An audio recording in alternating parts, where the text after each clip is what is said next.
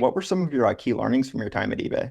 Yeah, well, I think the most important thing is people think eBay is one marketplace, but it's actually many sub marketplaces. And you probably have heard this. So as you do the work, you're thinking, oh, eBay just, dominates.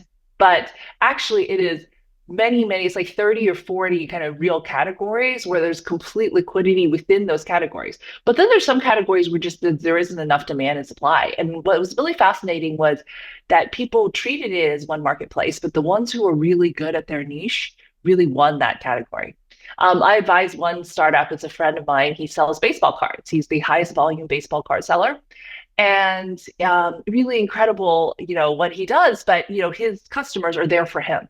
And yes, occasionally they'll buy some other things, but I think it's really interesting. People have really made a name for themselves at eBay.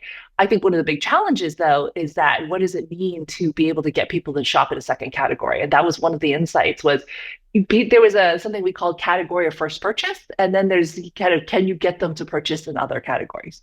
Can you get them to see beyond? And I think that's a very important thing to really understand is like the dynamics is you start one place, and if you stay there, you're actually worth a lot less than if you get buyers to really look at the completeness of what you're doing. I think the other thing that's really important is that eBay just brought a lot of casual people to sell and buy, but marketplaces are anchored by really big businesses now. And so you have to understand that small businesses are not good at serving customers. And so you have to understand, I think a lot of people want to serve, SMBs, which is great, or small businesses, but I also think that from a reliability perspective, you end up having, if you're successful, you're going to have an anchor tenants in each of these categories. And that's a very important part of your strategy as well. Can you bring the anchor tenant? Can you get them to stay? And I think that that's also, and then the last thing I would say is I wrote an essay and I sent it out to people, lessons from building eBay, which I've shared with Mike, which is all of the things that we did wrong, written by former executives and senior leaders at eBay.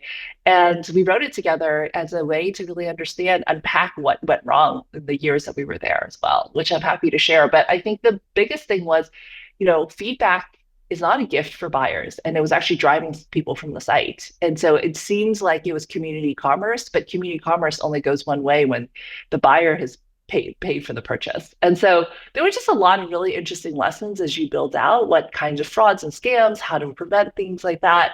What does it really mean to build out liquidity category by category?